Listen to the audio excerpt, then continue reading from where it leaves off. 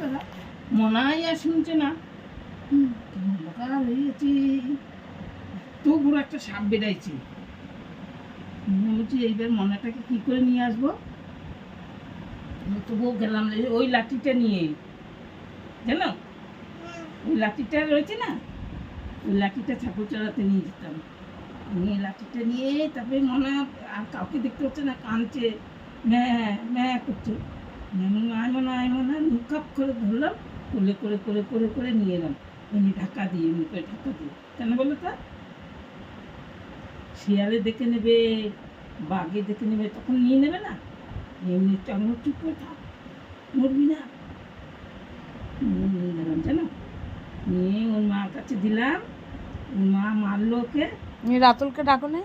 তারপরে চয়নকে ডেকেছিলাম, চয়ন চয়ন আমার মনাটাকে ধরতো। চয়ন তারপরে কোলে করে নিয়ে এসছে, জানো। আর বাঘগুলো হাউ হাউ হাউ হাউ করে কাঁদছিল।